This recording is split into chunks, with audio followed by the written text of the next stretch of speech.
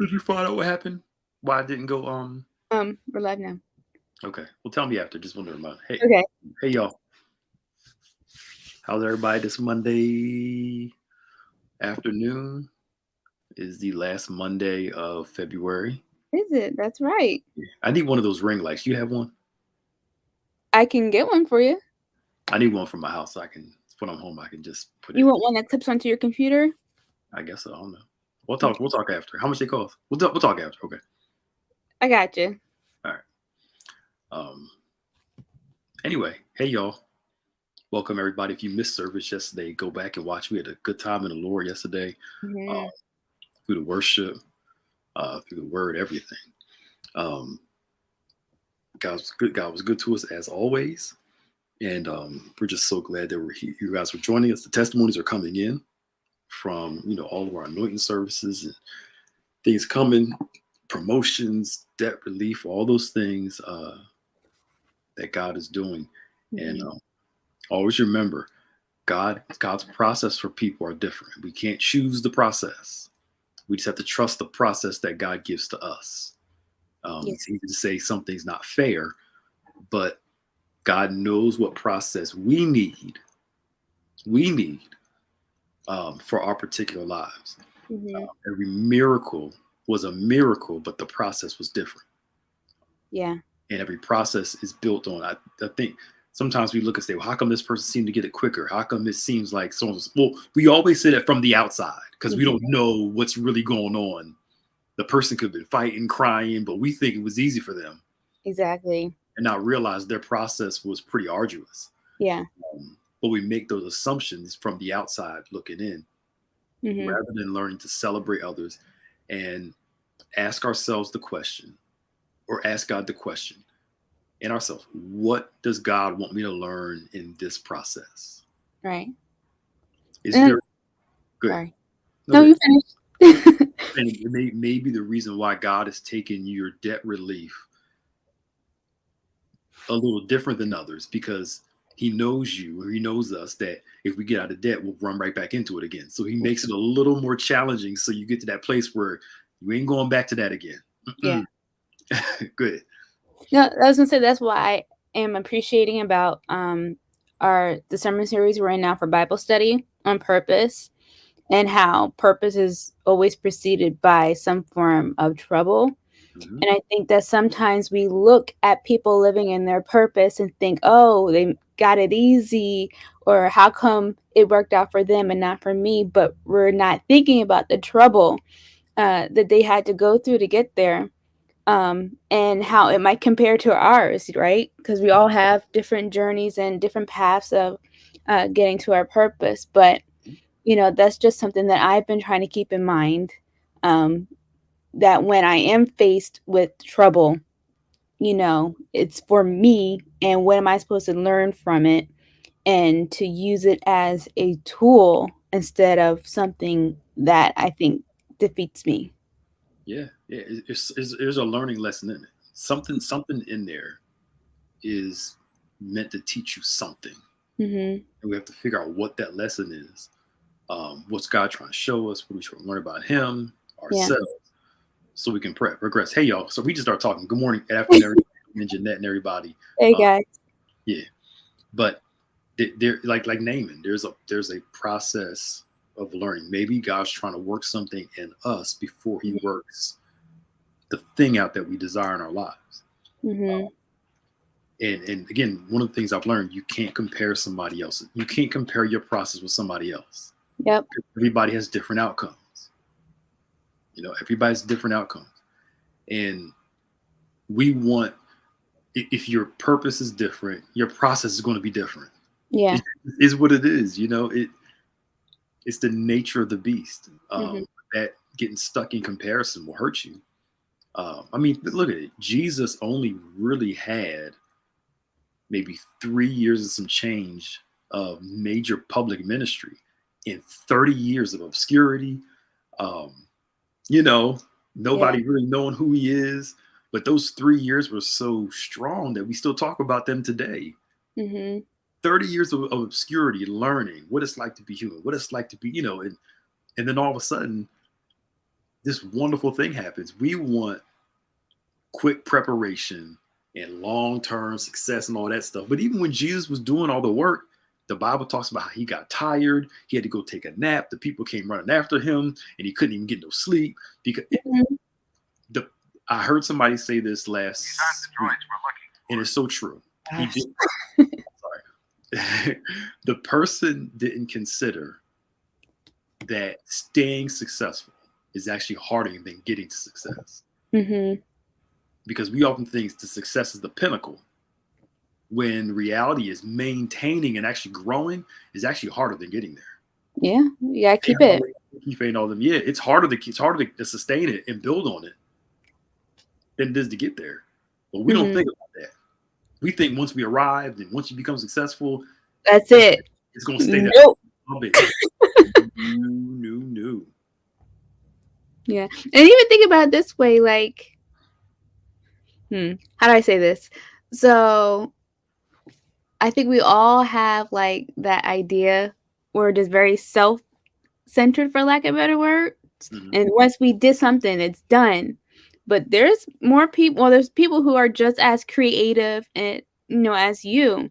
So, not to, foster being competitive, but, there's always something next that I think we can grow in and achieve. And if you're not doing it, there's going to be someone else who is. Exactly. And I mean, there's some healthy wanting to succeed is good as long as Mhm. it's healthy. So I'm not against that. You can see Maya got that competitive thing. We love it. Right. I think there's some healthy ways of growth and Mhm. success, but you'd be surprised the number of people. It's like they see a goal or accomplishment as the top of the mountain, Mhm. and when they get there, it's like, well, what's next? Yeah. You kind of celebrate the fact that you're there, and if you're not careful, you can have two things: either you'll get that place and start coasting. Mhm. Coasting mean like, well, I'm here, and you just kind of expect that you'll always stay there, not realizing if you're not continuing to grow, eventually you will decline. Mhm. And I got to talk about, even in my own group with preachers, sometimes we feel like once we get to a certain place, we don't have to study as hard. We just keep doing the same status quo, Yeah. and then realize that people get tired of that stale, thing. Mhm. And But you, then, like, and not just talking about that, but you get offended almost, like, hello, like, you stop moving forward and, like, growing. So, like you said, just said, life moves on. yeah, yeah, and if you don't move on with it, you're going to get left behind. It's just the way it is. Um, and then some people reach a certain place and they're kind of like, well, this is it, and they kind of feel a sense of emptiness after they celebrate. It's because they don't have a goal after the goal. So you want to Mhm. reach a certain place. What are you going to do once you get there? What's your goal after that?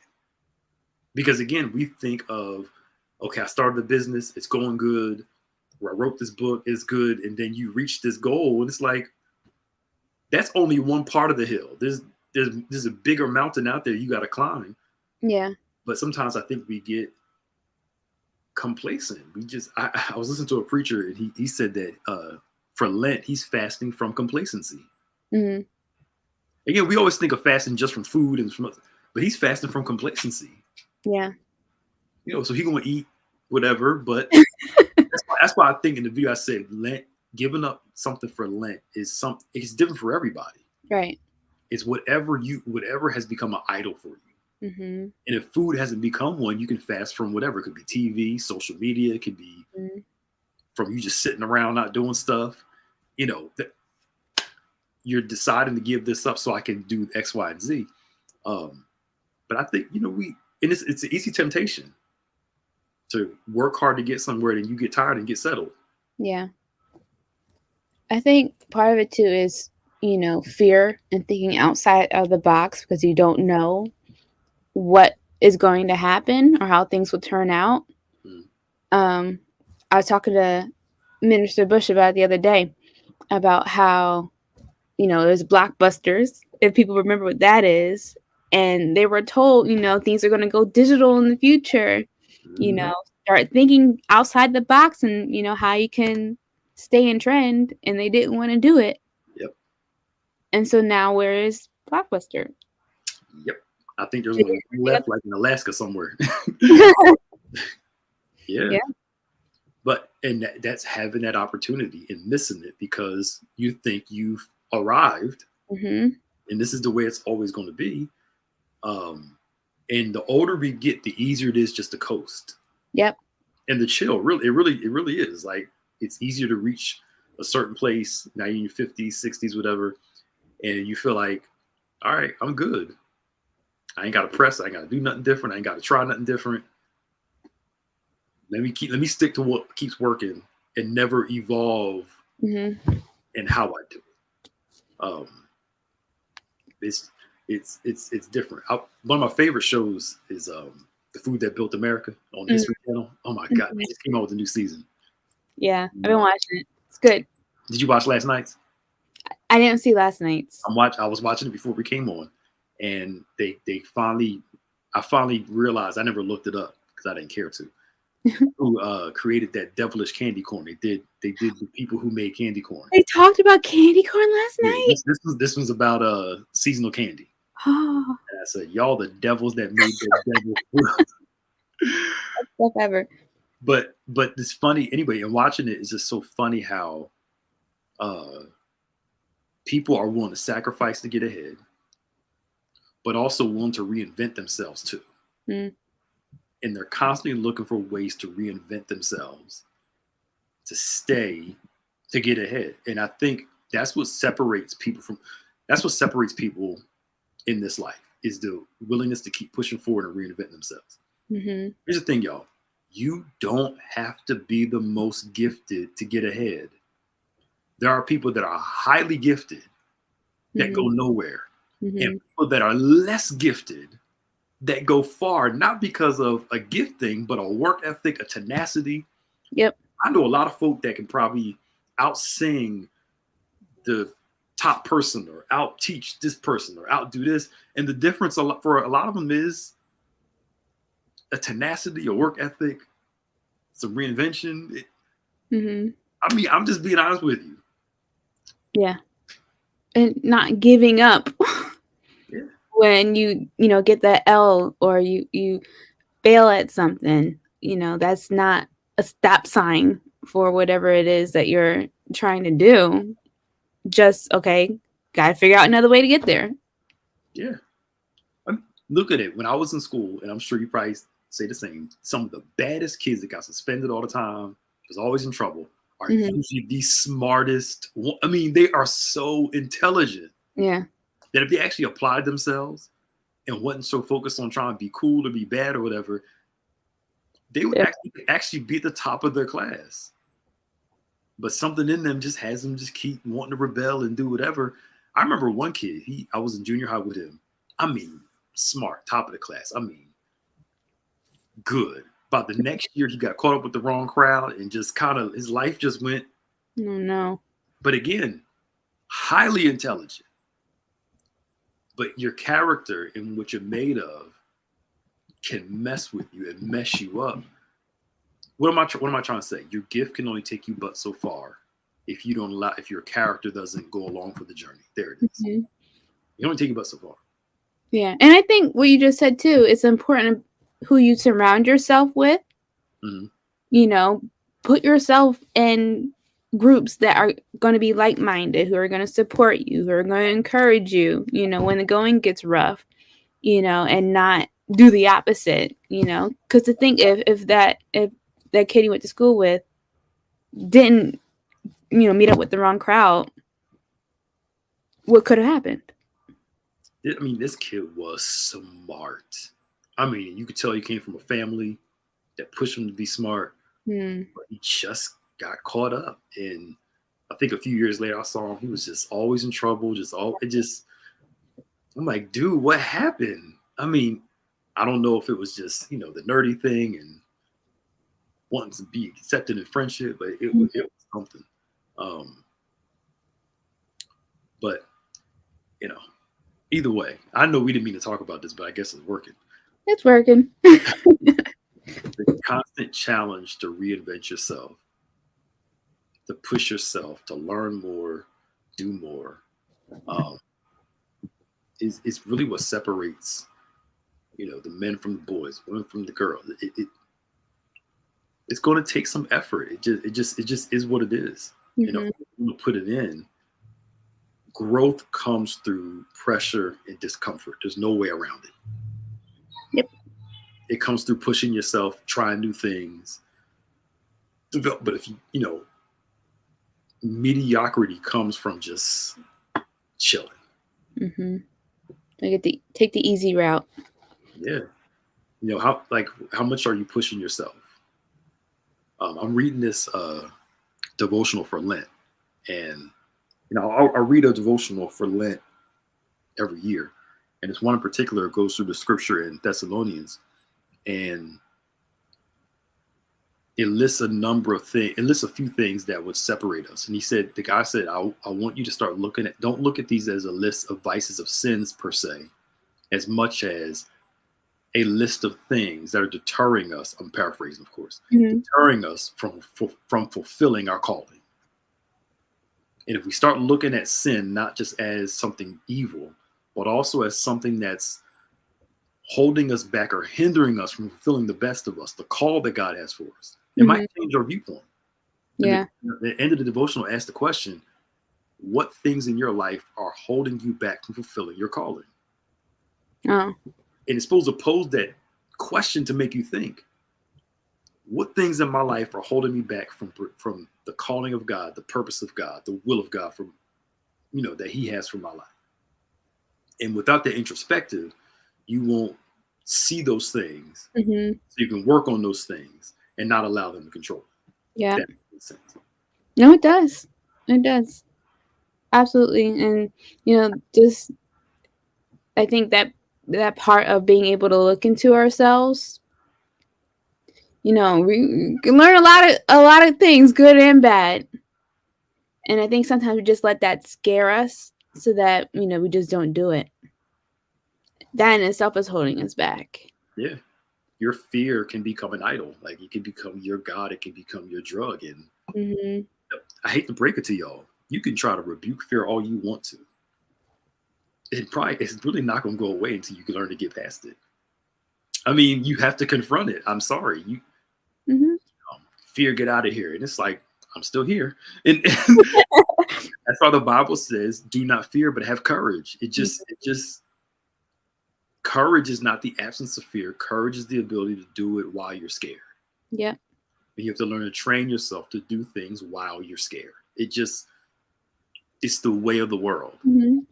Um, And it's not good.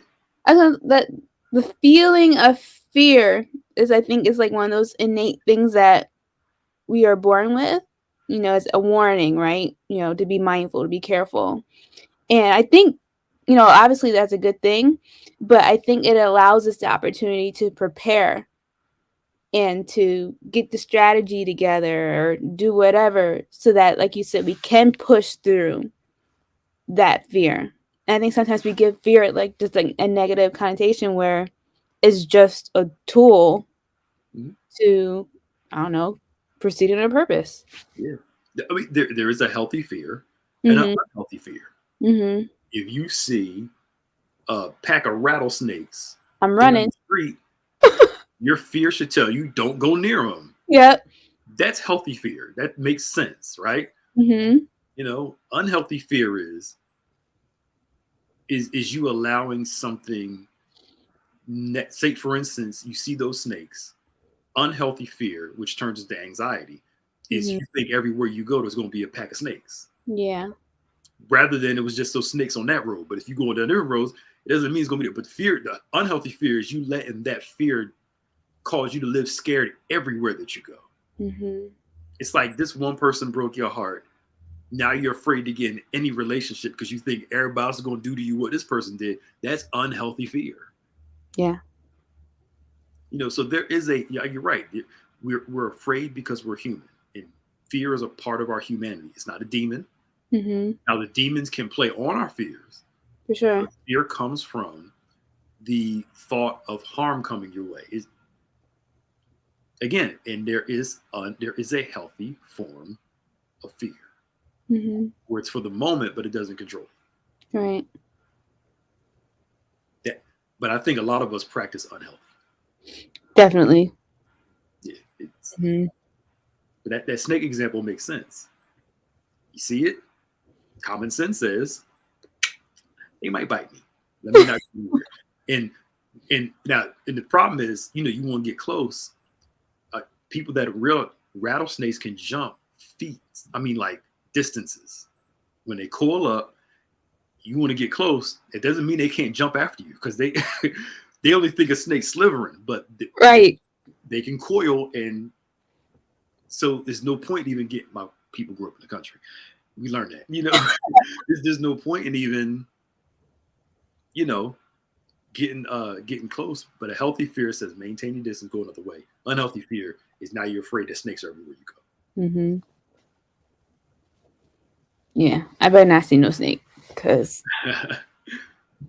it's gonna be a bad day for either me or the snake. Yeah, look, going down south, we encountered a few, and it just is what it is. You wouldn't make it down there. You would not. No. You wouldn't make it down there. I watched this video the other day where, and I don't know where they were, but their ceiling started to cave in. Yes, I saw that. Oh my goodness. When the snakes came through the Talk about panic attack from watching that video. You said they're looking at your ceiling the whole time to make sure. I like, look, checking everything. That was in a different country, right? That was. I think so. Yeah, but like those places where they're used to snakes being around, they don't have the same fear like we do. Now, I mean, some of them may mess around, but a lot of them may stay away from them. But that's the difference. When you're used to the existence of the thing, it doesn't scare you like if you weren't used to it. But again, this is where it goes back to, we talked about this before. I think it was on here, one of these sessions. I can't remember which one, where it's healthy to challenge your fears. Yeah. I'm not saying go do a bunch of crazy stuff, but it's healthy to challenge your fears, during the course of your life. Because why? Then you get used to challenging what you're afraid of. Again, I ain't saying I heard going do nothing crazy. I ain't saying you got to run out here and go bungee jumping and all that stuff. But it's okay to challenge. It's okay as a norm to challenge what you're afraid of. Yeah. And to figure out why you're scared of it too. And most fears don't make sense when you think about it. Most of our fears make no sense at all. Because when you think about them, you're like, really?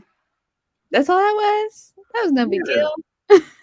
You see a bug, and instead of like, let me go step on it or spray something on it, you run around your house in a panic. It's a bug. And you're like, yo, calm yourself down. I can't do that, Pastor Nick. You are, I know. Calm yourself down. If you just relax, just kill the bug. Right? You gotta run around the house. Can somebody kill me on this bug? Somebody. By the time you did all that, the thing probably ran away somewhere. Just kill it. Yeah, do that. And not like take your shoe and throw it from a distance. Like I can't say that I haven't done any of those things. Right. Like spider, and you just like relax. Maybe that came from when we used to when we were kids. We used to pick up daddy long legs and take their legs off and watch the legs. Around. I know we were kids. We didn't know no better. We would take their legs apart and watch the legs like while the nerves were still there, like on the ground. It's a bunch of boys. So what did guys ever do to you? You never used to catch the night what are the night lightning bugs? I would do that. But see, watch them glow afterwards. Yeah, we should take them and I know it was bad. You should take their the light out of the book. I know. I did that. We were hard a couple of times. That's pretty bad, but it was cool. Science. Well, I mean, I think whoever Facebook user is, I think in our current climate, there is some sense of worry for like when your kids are out, uh, driving and being out living their lives. Uh, like I more, like I used to go to the grocery store and Mm, listen to like music or listen to a podcast, have my headphones in while I'm grocery shopping. I yeah. don't anymore now with all this craziness going on. Like I need to be aware of all my surroundings. Mhm. I think that could be a healthy form of being aware. Uh, and all of us have a form of worry in some way, shape, or form. I think part of that is where um, we learn to trust God with our children outside of our presence, and hopefully trust them that they'll do the right thing too. Um, Jesus,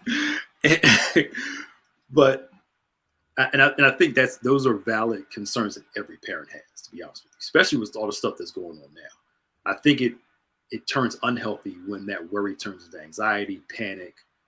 You can't relax while they're out of your presence. Yeah. That's when it turns over. Um, you know, it that's where it really gets the worst of it. Mhm. I think that's the hard part, is really just being able to trust God and trust that things are going to work out well, and be able to move on. Yeah. Ada had a snake come on her come on her patio door. And she, It worked. but I mean, some of them are more afraid of you than you are of them too.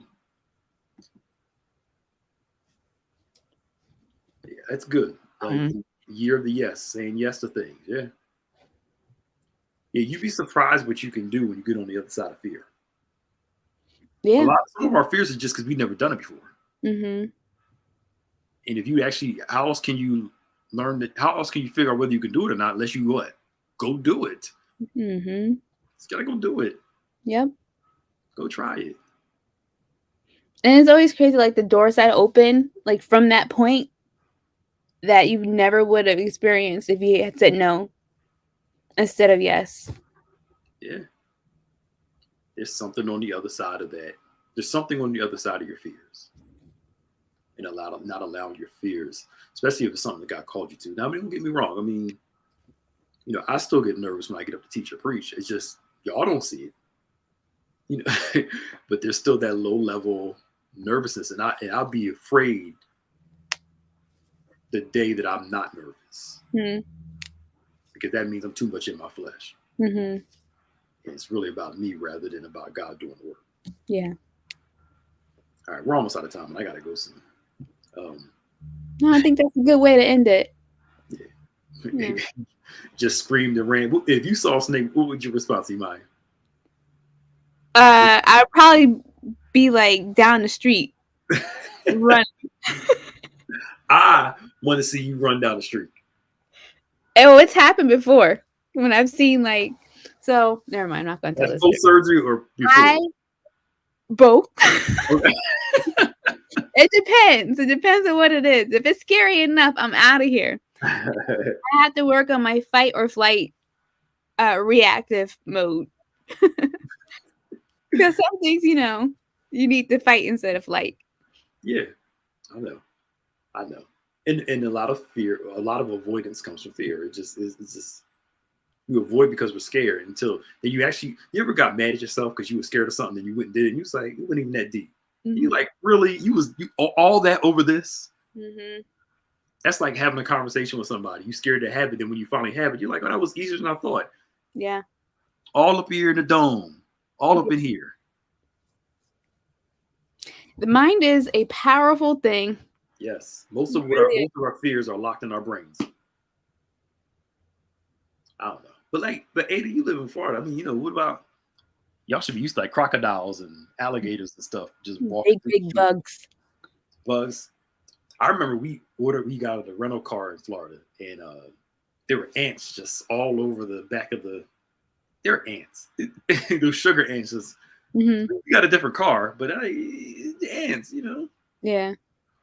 Ants I can deal with. They're more annoying. They were a lot of. It was a lot of them. Oh. I remember we were landing in Florida, got to the airport. they were all around the back of the like they were going into the trunk. Uh-huh. And the guy was like, "Oh, we'll get you a different car." Yes, please, because I don't want no one in my Thank suitcase. you. I think, well, you don't want to bring those home. No. All right, y'all. We're glad you can join us today. That wasn't our topic of discussion, but it worked. And yeah, even grass can harm you. Mhm. See, again, I was around the country a lot. I'm like, you learn to watch where you walk when you're in the grass. Yeah. You literally learn to watch to make sure ain't no snakes around, no big ant hills where you step in, no the fire ants come out, and you literally watch where you walk. This is what it is. Look at your face. All right, y'all. You gotta go. We'll see y'all later. Don't Bye. forget, come on, join us this Wednesday or watch online. We'll see y'all later. Yep. Bye.